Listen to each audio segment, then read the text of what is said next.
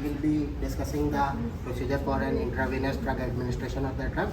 The first thing we have to note down is we have to recheck for the physician's order, either the physicians have ordered or not ordered.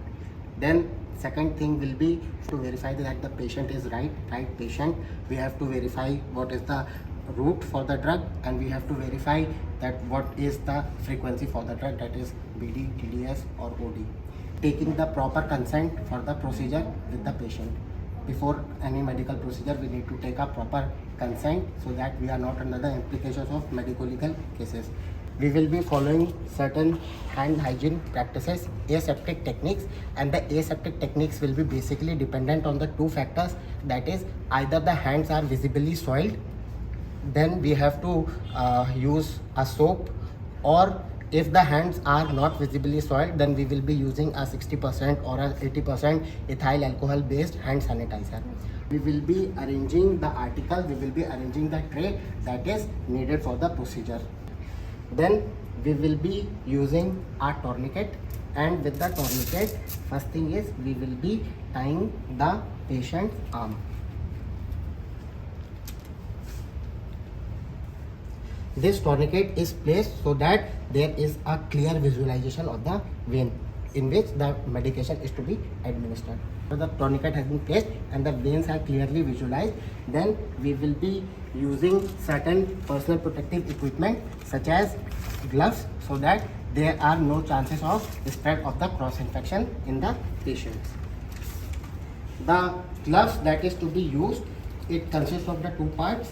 So we will be using adequate type of the gloves. So the gloves will consist of the two types. Firstly, we will be wearing the gloves in the dominant hand.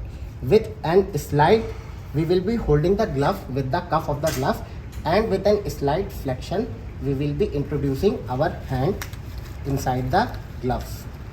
Then we will be using our syringe. We will not be contaminating the syringe and inspecting it closely. Now the first thing, after the removal of the syringe, we look and press the plunger so that there is no air leakage. Then second thing is we have to inspect that the lumen of the needle is not rested. It will increase the chances for the tetanus.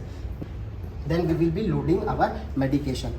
So in this case, we have a marked medications. And this marked medication, here we see the red mark, this ampule is easily breakable.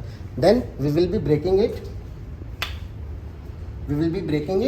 And then we will be loading the drug that is to be administered. We will be removing the air bubble or the air gap. We will be closely removing the air bubble or the air gap. Then firstly, we will be cleaning the site with an alcohol based sanitizer or an ethyl alcohol with an inward to an outward movement, that is in a single stroke, cleaning the site in an inward to outward manner, and let the skin dry before the administration of the medication. As we have ensured the proper vein, for the reference, the main site will be the mid-cephalic portion. As we have ensured the proper vein such as this as a mid-cephalic vein, we will be taking the tip upside. We will be introducing the tip as an upside with an angle placed between the 15 and 25 degrees. Then we will be gently inserting the needle into the vein.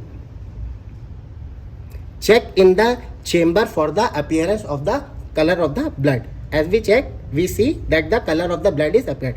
Then we will be slowly injecting the medication into the patient's arm.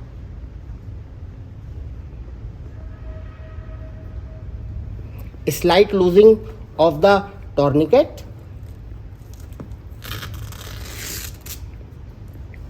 and capping of the needle. Now the needle is destroyed as per the incineration or the protocols of the hospital, and it is disposed in 1% hypochlorite, sodium hypochlorite solution.